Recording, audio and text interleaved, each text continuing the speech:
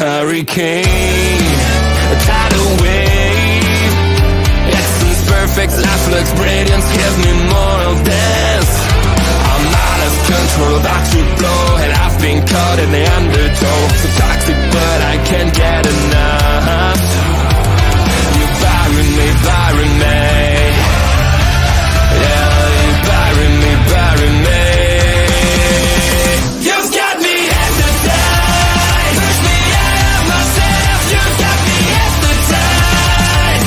Whoa, I can see, I can hear, going crazy by the light. It's got me hypnotized. You've got me hypnotized.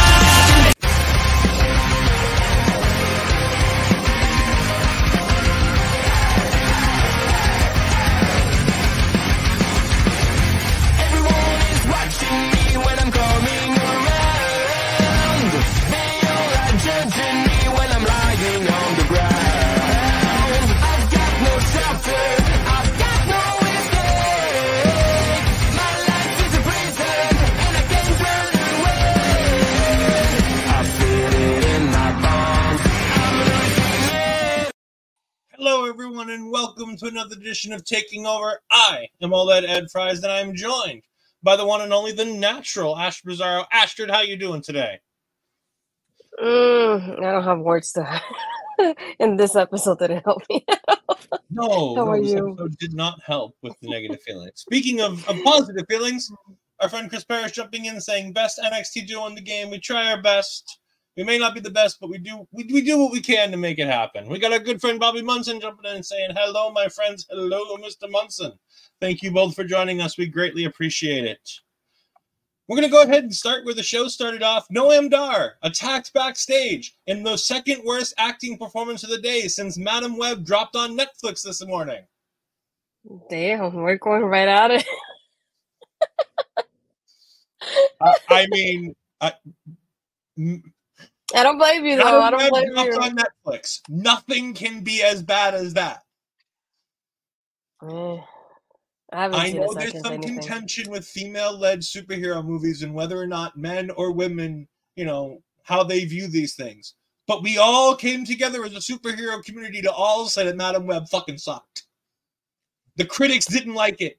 The people who went to go pay to go see it didn't like it. Nobody liked it. So we can safely say that no matter what Noam Dar did tonight, and none of it was good, it was all the second worst poorest acting of the day. That's very true.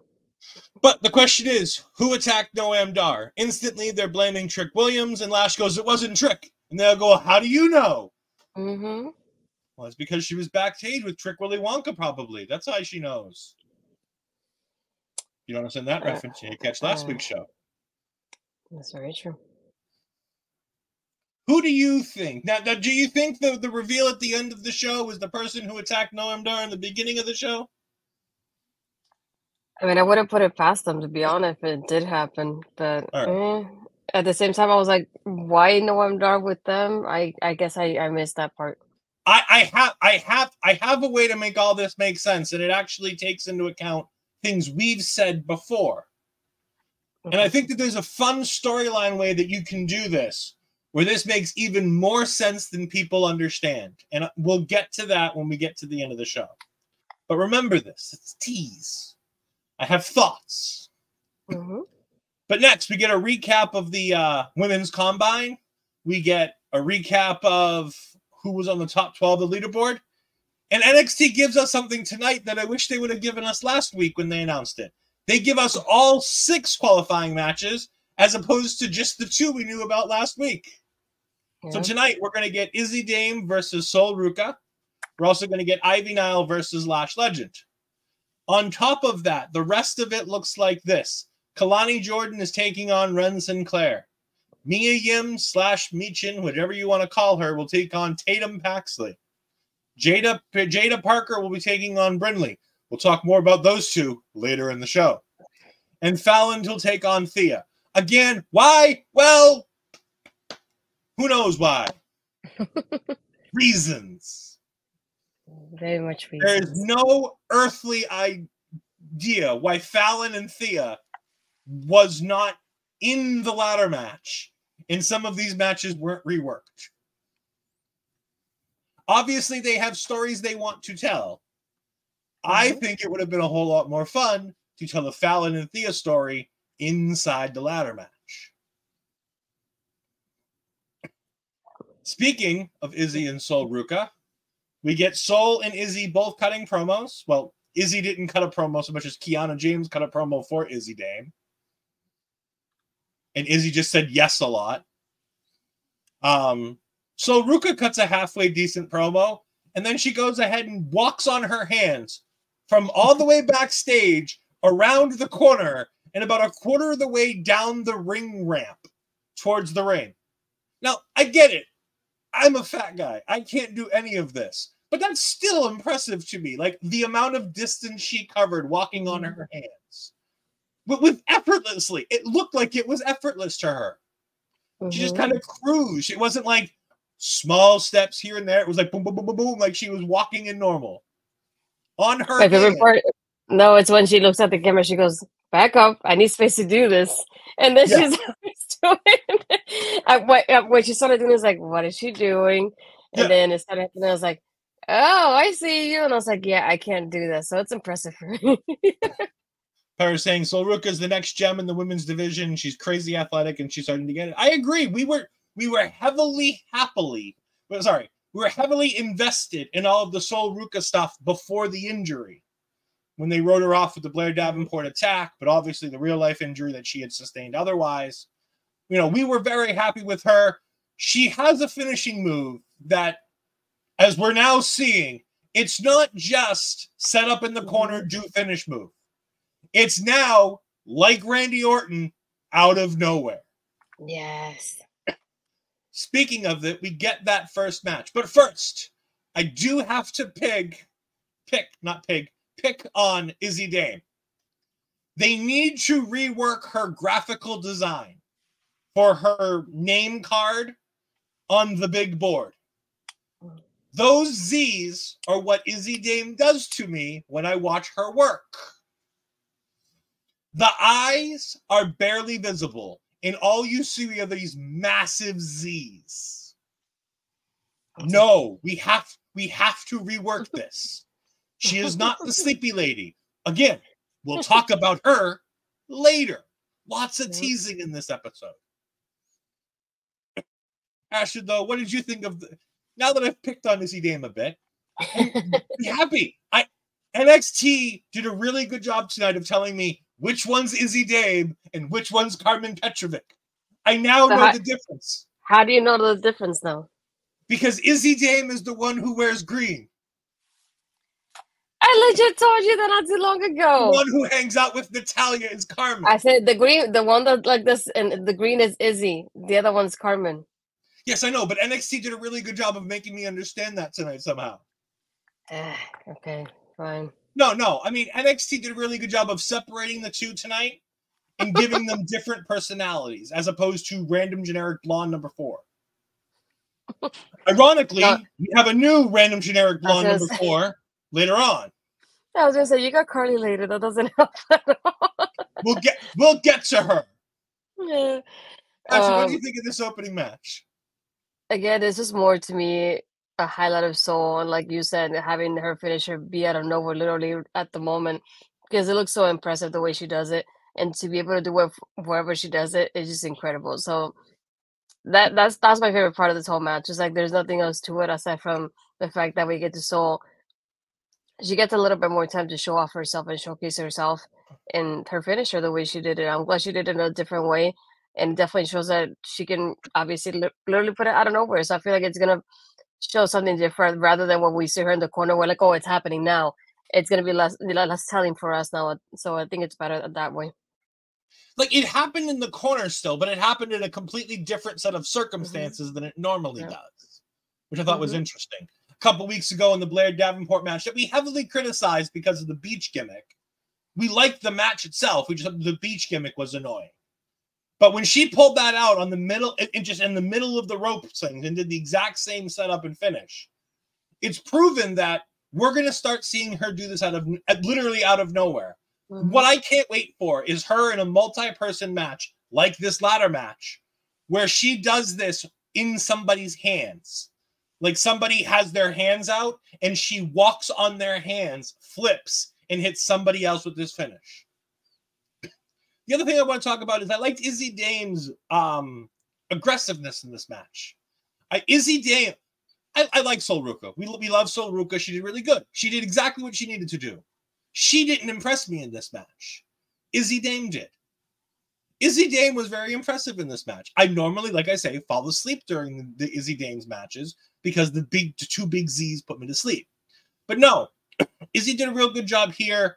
She wrestled like a heel. She did the heely type things. She threw her on top of the commentary desk. You know, she did all the little nasty, dirty heel things to try to get an advantage and still end up losing, which is fine because she's further away from where she needs to be than where Sol Ruca is. Sol Ruca's ready right now to, if they needed her to take the title off of Roxanne Perez. Whereas Izzy Dame is still going to need time to even be ready for that North American Women's Championship. So we'll get there as we get there. Oh boy. We then get Ava and the family arguing. The D'Angelo family. D'Angelo family, not this D'Angelo family. Yes, not this D'Angelo family, but the other D'Angelo family. Yes. I had to do it at one point in the show. You knew it was coming. You even set me up.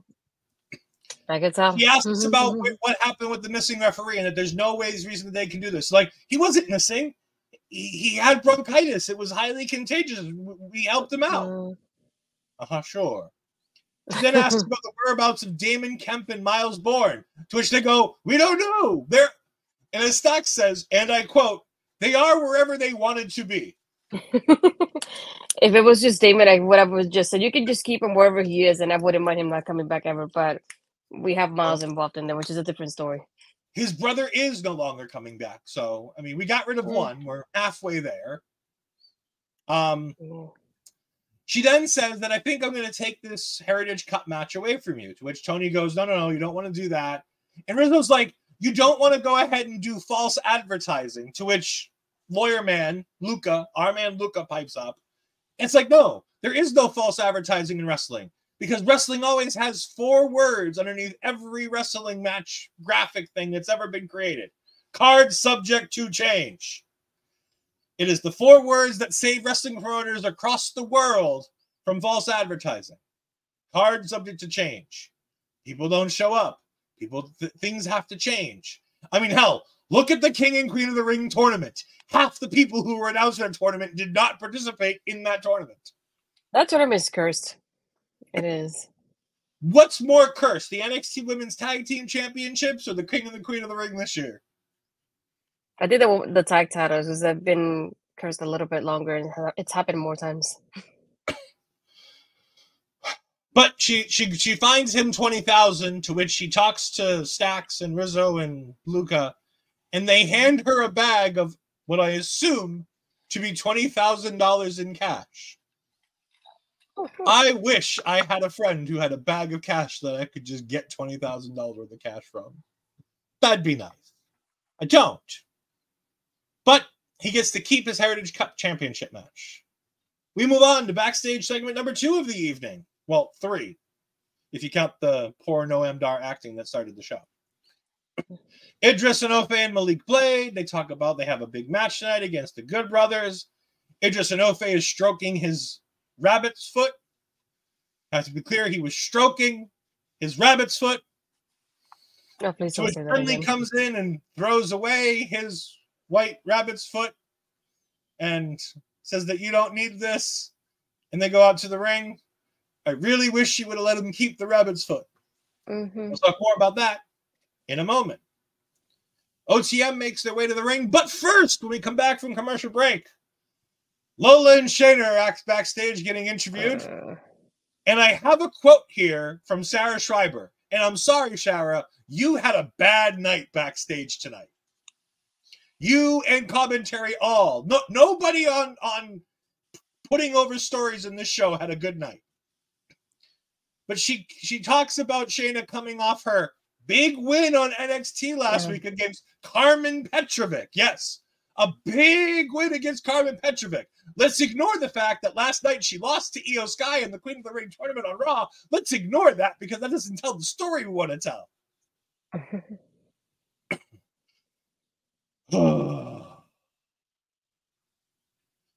While they're getting ready to do their thing, Carmen and Natty attack. Segment ends. Thank God. We then get to OTM versus Enofe and Blade. This was a match. It started. It went on far too long. It had way too much of Brindley and Jada Parker. And then mercifully finally ended. They have more of the girls in the match itself. And no scripts in sight either. Well, that is because Scripps is not, his contract is, he's not been released. His contract is not being renewed. And he is cleaned out his locker and is probably no longer going to be seen on NXT television. We wish him the best in all his future endeavors.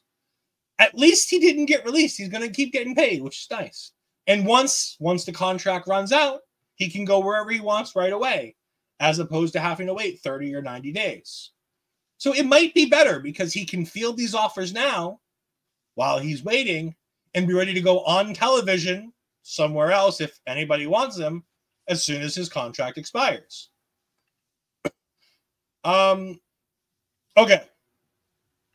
The match was fine, but way too much of Brindley and Jada. If you were going to do this much Brindley and Jada, you should have just done Brindley and Jada tonight. Agreed. I don't care about OTM versus Blade and Enofe. I don't care about Blade and Enofe anyways. They're more of a joke in my notes than they are as a real deal in a tag team. By the way, I give Booker and Vic credit for trying to put this over as an important match in the tag team division.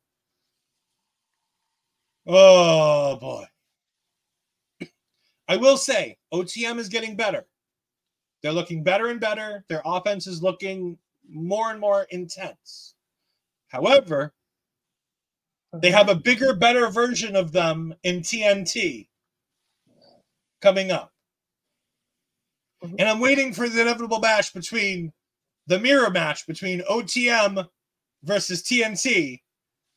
It's just 4 guys who basically do all the same shit. I thought about the Spider-Man meme. Yeah. I hate it. OTM wins this match because Malik Blade's boot comes undone. Malik, why do you have... No, I'm sorry. Idris Enofe's boot comes undone. Idris, why do you have a Velcro boot? I thought all pro wrestlers had boots that had ties for the specific reason that this doesn't happen in a wrestling match. Wow. I was very glad when this match was finally over. Me too. We have Dar backstage, still doing more terrible acting. He obviously watched Madam Web earlier today, but Oro Mensah says that he's going to take on Javon Evans tonight. Meanwhile, they're trying to figure out why Lash is so certain that it's not Trick Williams, but Lash hears Ivy Nile's music and says, "My match is next. Jakara, are you coming?" To which Jakara slowly leaves Noam Dar's side.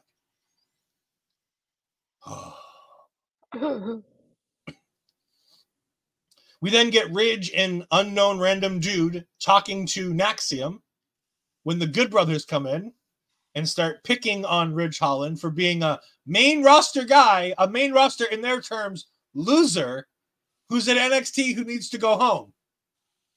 I really need a mirror to put it in front of the Good Brothers to show them what two main roster losers that need to go back to the main roster look like. I was about to say, I think they need a mirror, if anything, and then he said... I love...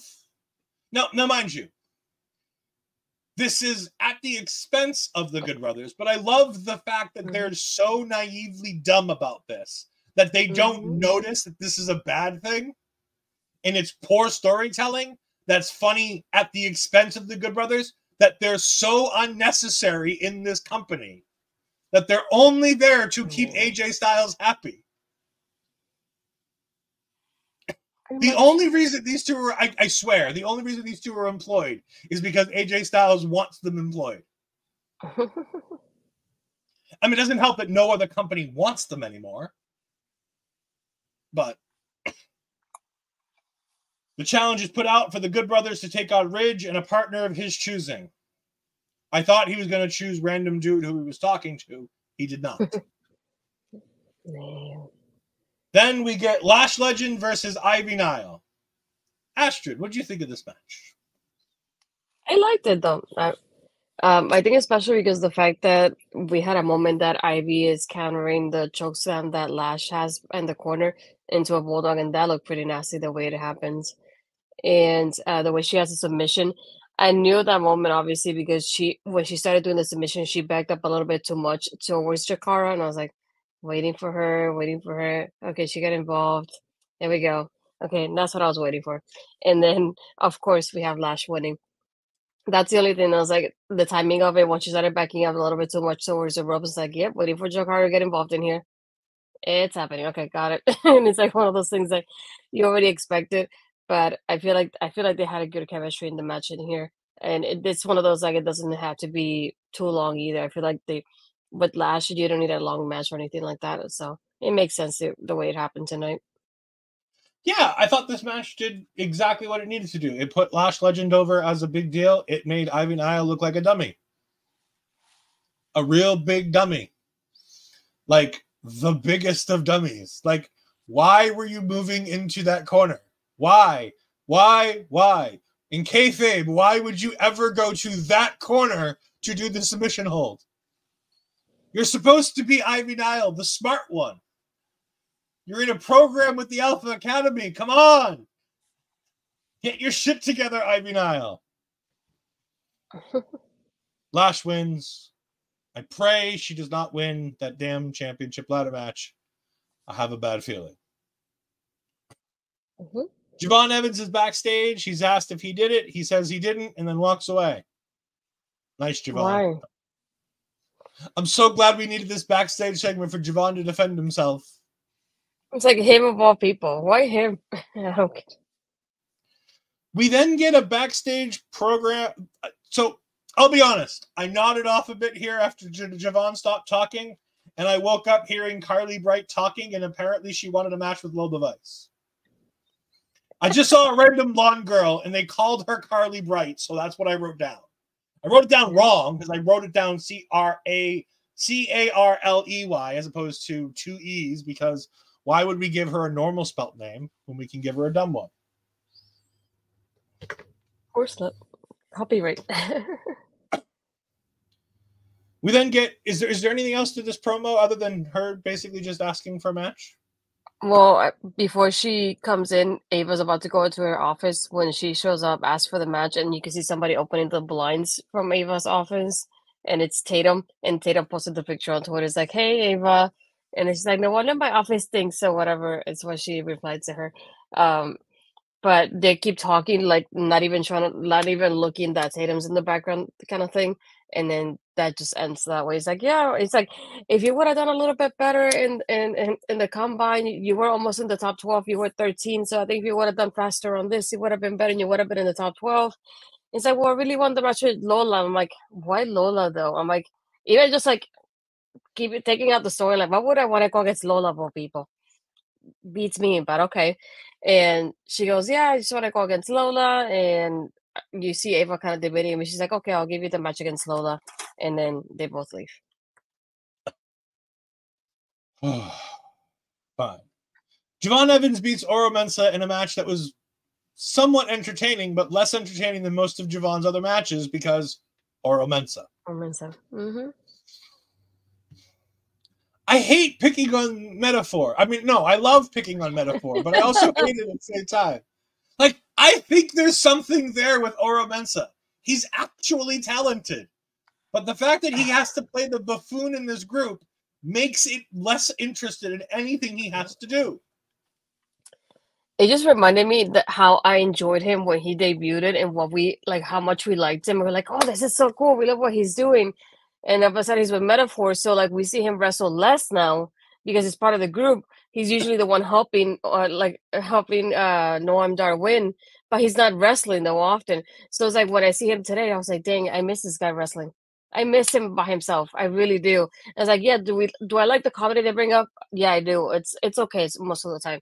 But it just made me miss him as a singles competitor more than anything. I was like, why? I want to see you by yourself. Look at this. It's like, and you can see more from him, but obviously he's just being like part of the group. So he has his moments of Jakara comes in and she distracts the referee. And here comes Lash with the chair, but then Trick is like, no, I'm right here. Don't use it, and getting her head about it. But more than anything, all I could think of was, I like Javon. I don't want him here. And then second, I want Oro by himself again. That's all I could think of as much as happening. It's a fun match. It's a fine match, but all the fucking metaphor bullshit makes it entirely less interesting. And that's unfortunate because I think Javon Evans has a future and he's toning down the high flying crazy stuff a little bit each time we see him. He's not cutting it out. He's not taking it out of his repertoire, but he's kind of molding more other things into his wrestling as opposed to just being bouncy, as he calls it. I really hate that phrase. I'm not young and hip enough for the bouncy. When he said it, I went, that's all you could say. Bouncy. I don't pass that vibe check. Again, I'm not hip enough to say that either. Speaking of a man who's less hip than I am, we got Charlie Dempsey talking about his main event match with Tony D'Angelo. He says he doesn't know where the other guys are, and it doesn't really matter because he's still going to win. We'll see how that goes for you, Charlie, later on tonight. We then have something I normally don't talk about when it's WWE did their Love Has No Labels promotion, which is great. I love this. However, it would have really been good if it wasn't in the same commercial break as a promotion for the fucking Saudi show. You can't put Love Has No Borders in the same commercial break as we're going to collect our blood money check from the Saudi government. It's a bad look, WWE. Fix it. All you have to do is put them in two separate, different commercial segments, and nobody will notice. And I love the Love Has No Labels, Love Has No Borders promotion. That's a great commercial. And it's got Sonya Deville, and it's got a whole bunch of other people who really get behind this program. And I believe that Triple H wants to do things like this with Love with No Borders. And he's stuck with the Saudi deal. I also know that when the Saudi deal comes up again, he's going to sign another one because the shit makes them so much goddamn money that they don't have to think about money anymore. It's not good, but that's where we are. Love it or hate it, that's what we're stuck with. They're going to keep doing these awful Saudi shows because blood money is very big money. We then get Wesley. Now I have lots of notes for this. Ooh. This is my largest note section of the entire show. So let me go through this, and then Astrid, you can kind of give your thoughts as we go. If you have someplace, interrupt me. Let me know to stop. Wesley talks about how much the North American title meant to him. He talks about how much he missed this. How he was supposed to be out for an entire year, but came back in 6 months. And he starts getting emotional or forgetting his lines. I can't tell which. Because he wasn't crying like he was the night he gave up the title. But he also didn't know what the next line was to tell Obafemi to come out either. So I don't know which it is, if he was getting emotional or he was just waiting for Oba to come out and missed the cue. Either way, Oba does come out, and he talks about how impressed he is with all the work that Wesley did for the North American Championship. He talks about how now he needs to sit back and watch the heights that Oba's going to take this North American Championship to. I like that pun. That was good. The heights, because Wesley's little itty bitty man. Obafemi, big man. I like the whole heights thing. He also says, I am the mountain that you can't climb. I am the mountain that you can't conquer. Wesley says that Oba checks every box needed to be a champion, and he starts listing the boxes. And Wesley says, I may not check as many boxes, and then out comes Ivar, to which I'm like, shit, I really wished he would have missed the cue there, because I really wanted to see what the next fucking line was for Wes, because he was on a roll there. And then Wish.com fucking American badass Undertaker Ivar comes walking out, and he talks about how him and Wesley had the same back surgeon because they had a similar injury. And he shouts out the doctor, who I don't care about what the doctor's name was. And he talks about how he had to fight, all the fighting he had to do to get back to getting opportunities. To which I thought about, and I go, what fucking opportunities and fights is he talking about? Did all of this take place on Main Event? Because I sure as hell didn't see it.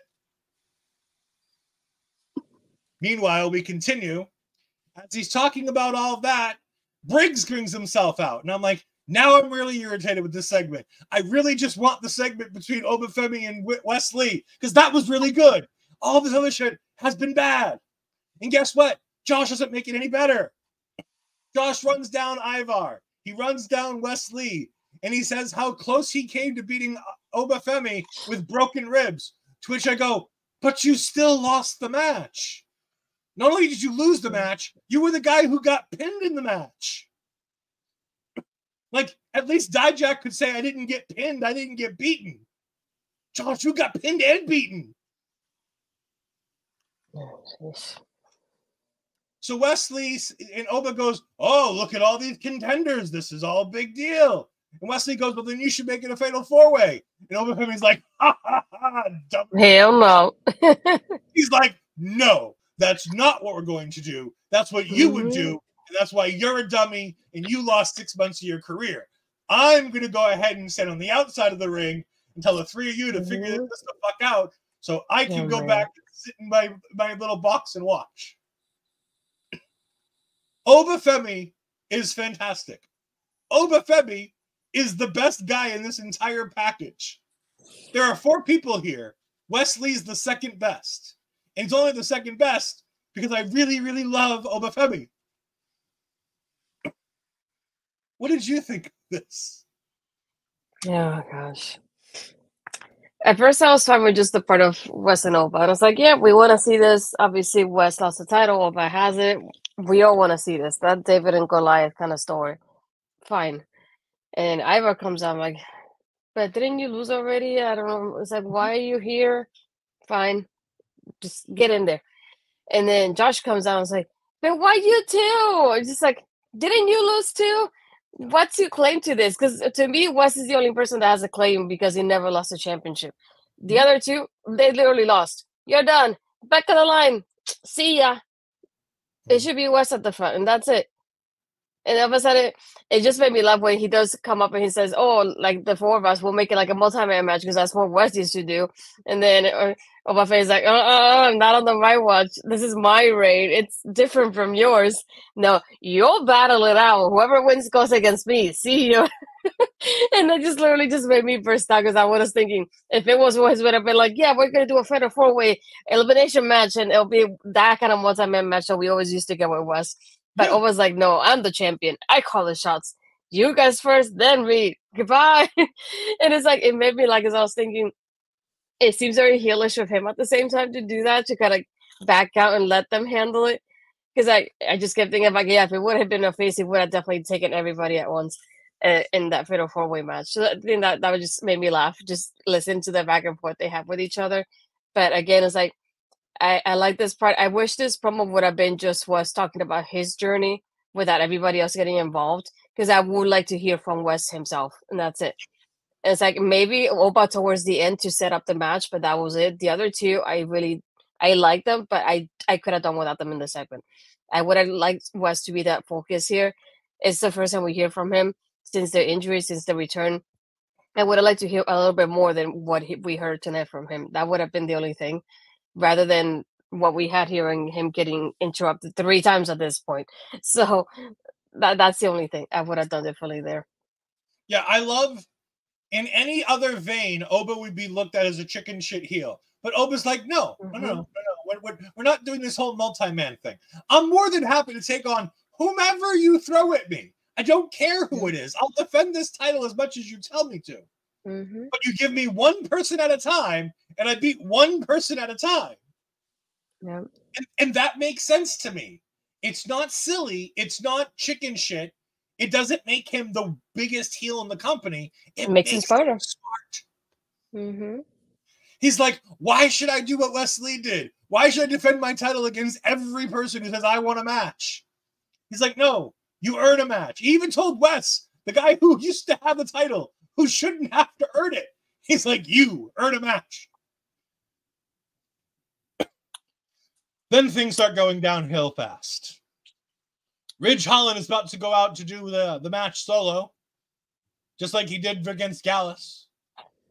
When Andre Chase comes up, and Ridge is like, great, Andre, you and I will team. He's like, no, it's not what I was thinking. You're going to go ahead and team with Mr. Blair Davenport back here. Mr. Blair Davenport's going to be your tag team partner. Otherwise known for everybody else as Riley Osborne. But in my notes, he's written as Mr. Blair Davenport. Riley does not look impressed. He does not look happy, but goes to put on his ring gear. We then have an entirely black screen during a promotion that apparently Astrid missed. The whole screen is black, and all we hear is snoring. And then an alarm clock goes off. She's coming. She's coming back. Astrid's getting back in the ring. I'm waking up pretty soon. You've taken, God knows you've taken way more than enough time. Think about it. The person who attacked you is on fucking Raw now. That's how much time you took. She's on I thought Raw. she was on SmackDown. I don't care. She's somewhere. She's on the main roster.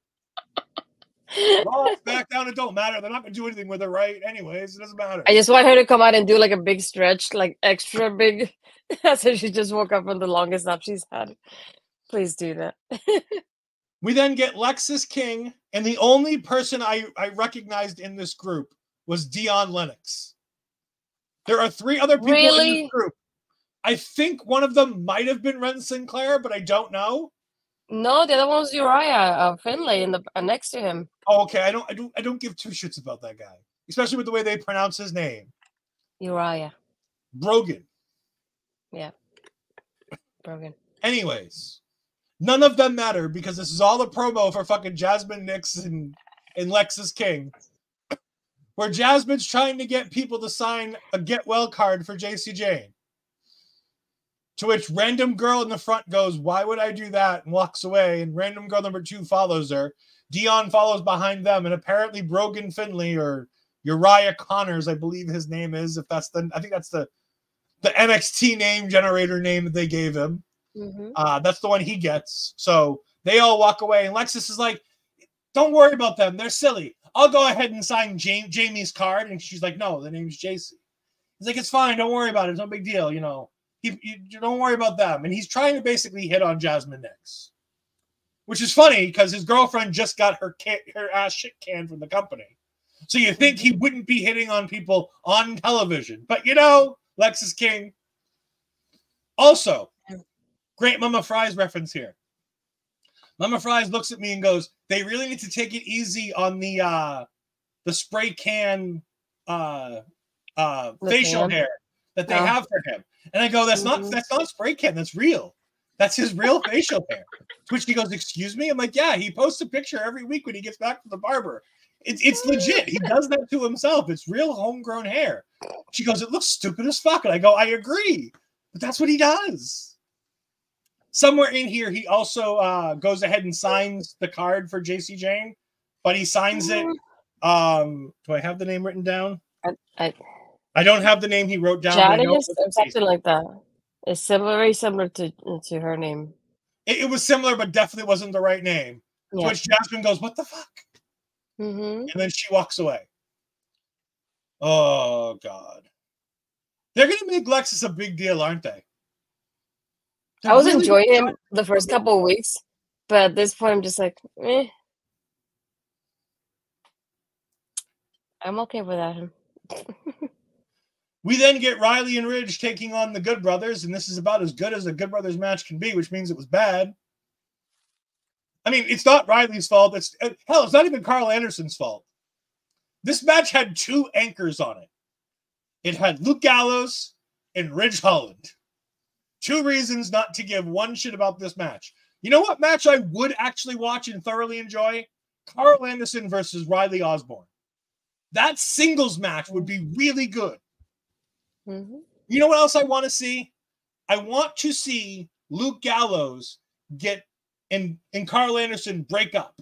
Because I want to see Karl Anderson with a singles push. Because I've seen him wrestle singles stuff. He's really good at being a singles wrestler. And Luke Gallows is a fucking anchor that nobody gives a shit about. But Karl Anderson would get over so well as either a shitty heel or as a babyface if he's by himself. Especially if he kept cutting promos about his hot Asian wife. And again, that's not me saying something about his wife. Those are the exact words he calls her on social media and interviews about her. That is how he refers to her in all of his correspondence with anybody. So that is how we talk about Karl Anderson's wife in real life. This is not a Sky Blue situation where we're talking about something like that. This is Karl Anderson's own chosen moniker for his wife. I will not get canceled for this one. Also, speaking of people who won't get canceled, hi, Papa Smokes. How you doing, buddy? We appreciate you jumping in here. What did you think of this match? I didn't talk about the match. I talked about things I wanted to see other than the match. Because I didn't like it. Yeah, I was like, it was a match that didn't happen. I like how, like as in funny, that they want to have Ridge Holland be like the hard tag, but he doesn't have the reaction for the hot tag. Like when he got tagged in, I went, oh no, he's supposed to be the hot tag, isn't he? I mean, he had a good hot tag, just nobody gives a shit emotionally about him. That's what I mean. Like there was no reaction to it. But I'm like, if it was somebody else, people would have been so happy that he was probably in the match. But no, it was that quiet when it was happening, and I felt bad. It's like I feel bad for him because he had a great hot tag in this match. Like when he got the hot tag and ran wild, it was good. He didn't do poorly. It looked fun. It was high intensity. It was big power, big speed. It was great. It was a good hot tag. But nobody gives a shit about Ridge Holland, so we didn't give a shit about the hot tag. And that's the problem that we have with this. It's not Ridge's fault. It's not NXT's fault. And honestly, it's hard to blame Ridge even more in this match because, like I said, I thought it was a really good hot tag. Riley built to it really well. There were really good spots with it. Him and Karl Anderson had such good chemistry. Again, I just want that singles match because I think Karl could teach a lot to Riley Osborne. while they're two different guys, I think that Karl Anderson would be the epitome of a great gatekeeper. NXT has always had gatekeepers. People that are stuck in NXT when they should be doing something better, but they stay there just a little longer to make sure that the next generation that goes up is ready for it. Tyler Breeze, Tyson Kidd, Cassius Ohno, Adam Cole, Ricochet.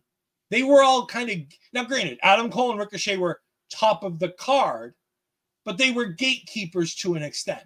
Mm-hmm. And if you want to know, if you wanted me to give you an example of somebody who Adam Cole gate kept to make sure they were a big deal, I have 3 letters for you. H-I-M.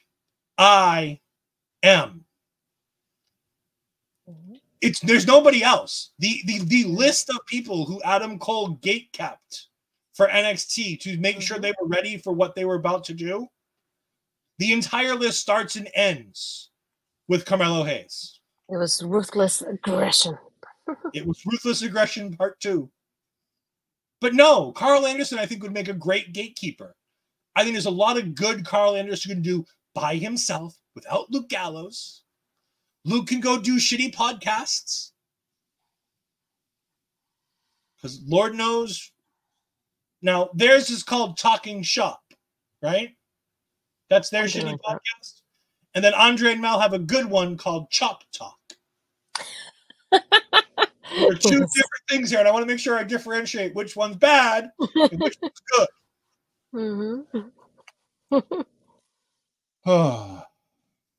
We then have Carlee Bright versus Lola Vice. Oh, boy. Can I take this one? I know I've talked. Right ahead. I have thoughts. Go right ahead. I know you drank your Haterade, so I'm just letting it get off your system. I did drink some Haterade today.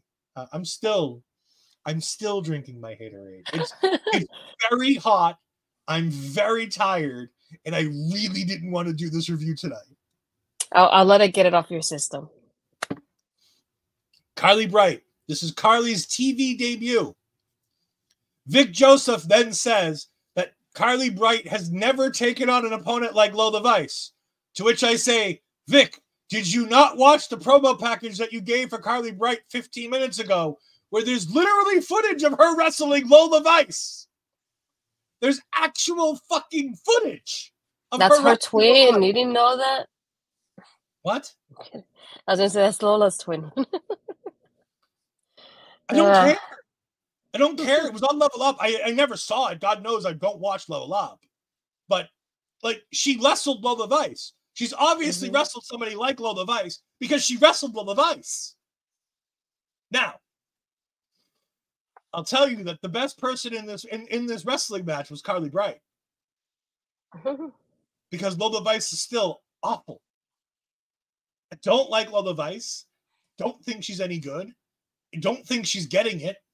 And after she wins the match and she's shaking her ass, you literally see Shayna on camera tell her to stop. And I was just praying that Shayna would turn heel.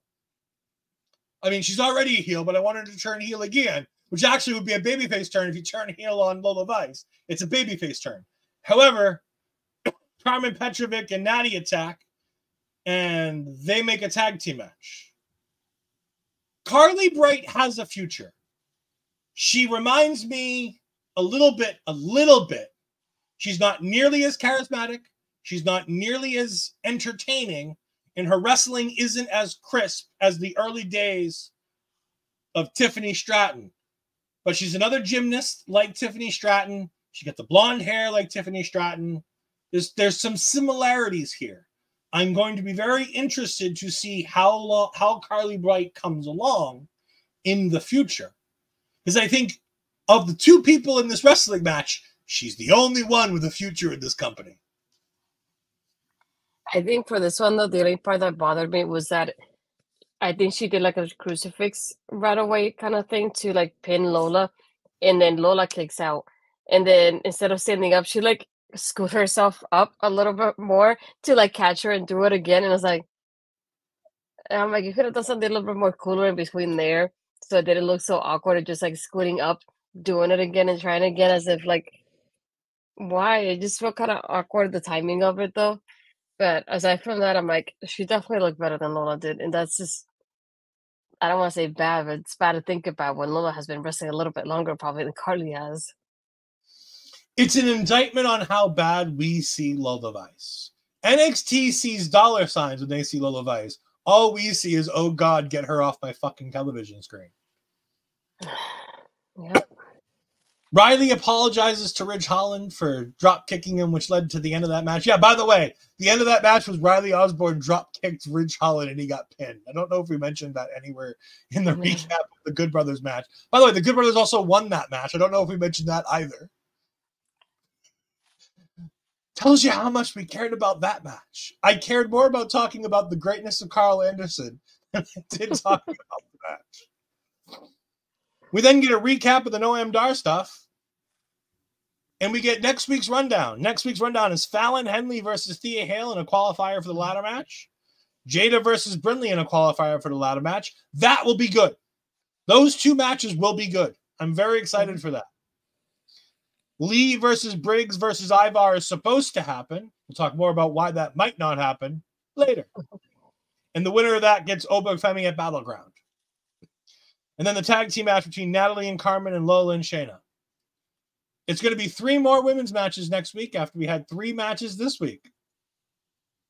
NXT doing the NXT thing of telling a whole bunch of women's stories. Mm-hmm. And by the way, this is totally not even talking about who Roxanne's going to face at Battleground.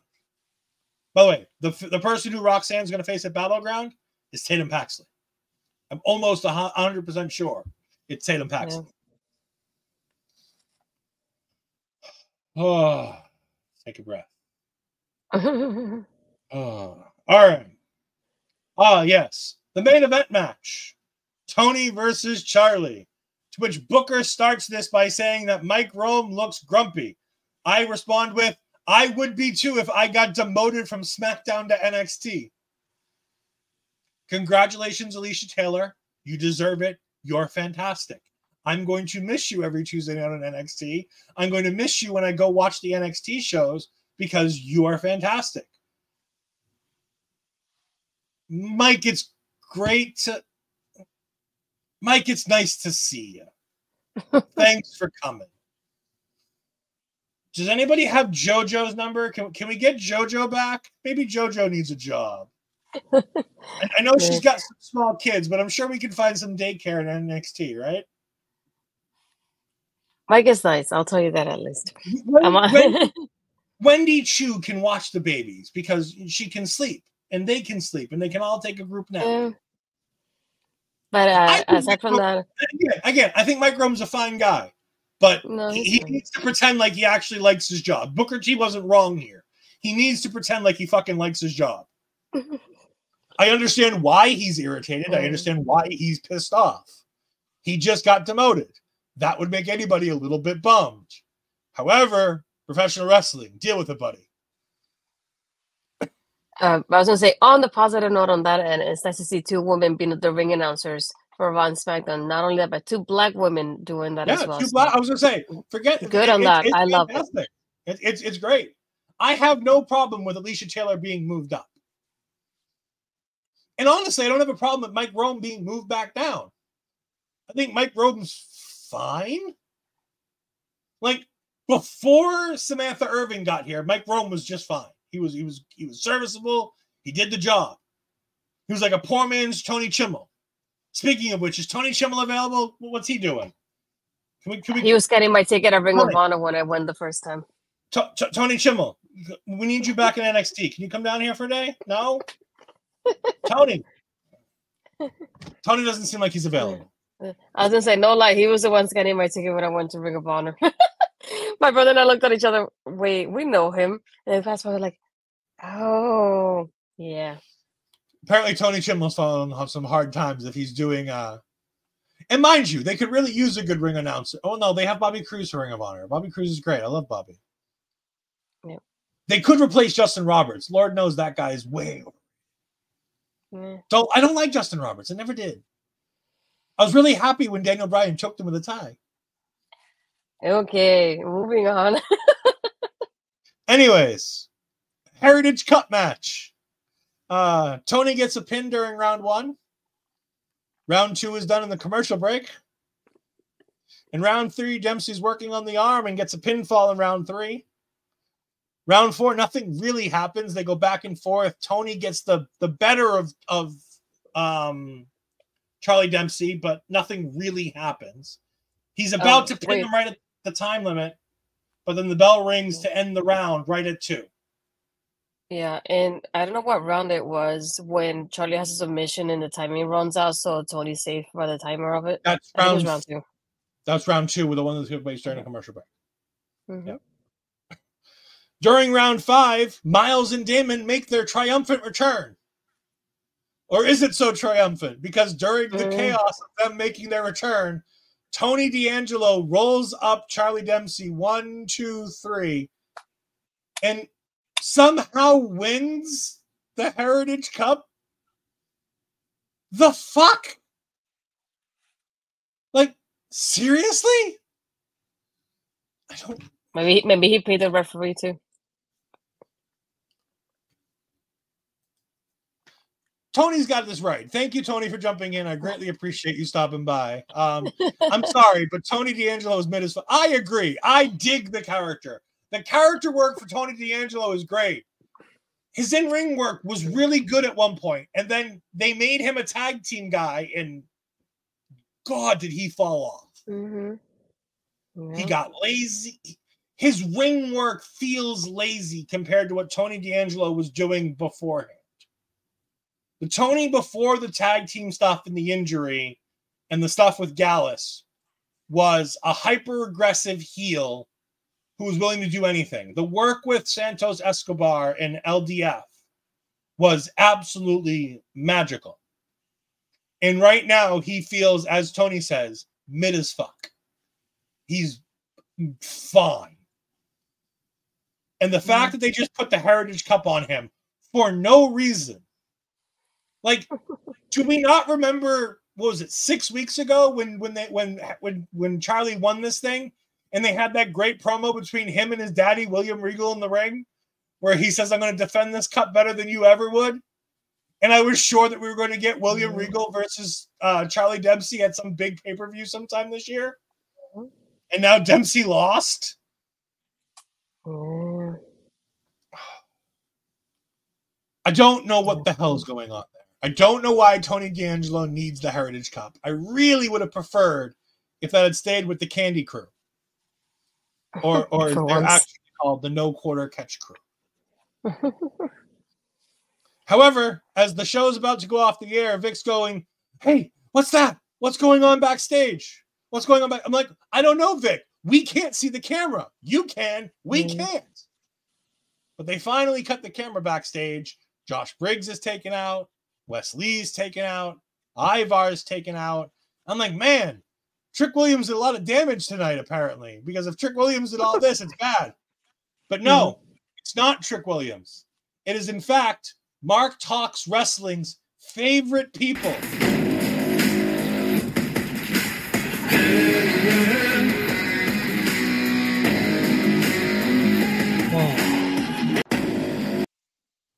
Gallows is back.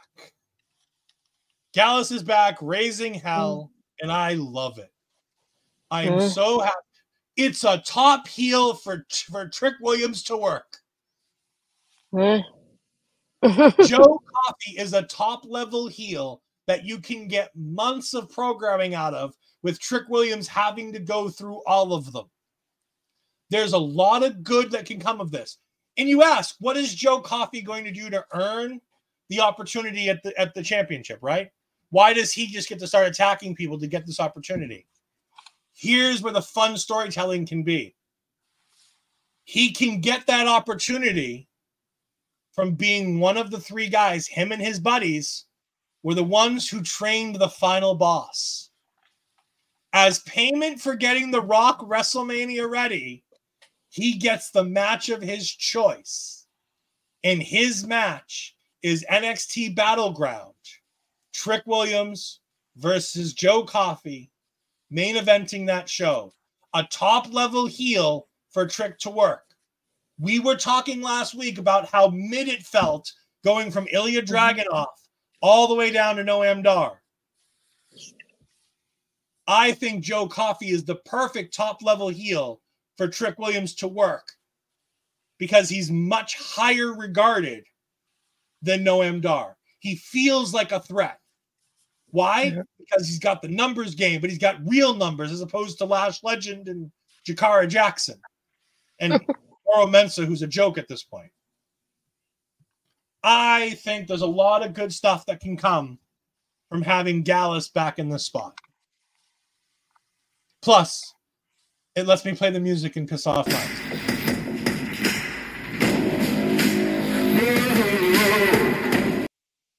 Which is always nice. And that was the end of NXT. It was, as Tony said, a very mid as fuck episode. There were some really good things. Okay, there were some good things. there were some good things on this show. There wasn't nearly as much as there should have been, but there was some good things on this show. A lot of people went out there and tried real hard. And speaking of people that try real hard, Astrid, where can we find you trying real hard this week? Because I know you got some big stuff coming up. I keep thinking about what day it is. Tomorrow. I know. I keep looking at my calendar here on my laptop. Tomorrow I'm going to be on the Greg Cherry show. I cannot never say that correctly because of my accent. I'm sorry. So you can go on his YouTube channel, which will be live at 7 p.m. Eastern time. And I think that's about it for this week. We do have some stuff that we're planning out because it's Mental Health Awareness Month. We did a stream last year, so we're hoping to do something similar this year. So more on that later on when we have details about it. I'm guessing by the way it goes, we'll probably have a King and Queen of the Ring post show. And more on that when we have the timing and the people to sign up to do this. Next week, and I totally forgot that it's coming up real soon. Yeah. We got to get some guests for that. So more on that happening soon. Other than that, again, you can find me again on Tuesday next week. I'll get NXT with this guy right here. Where else can they find you on the Twitter sphere?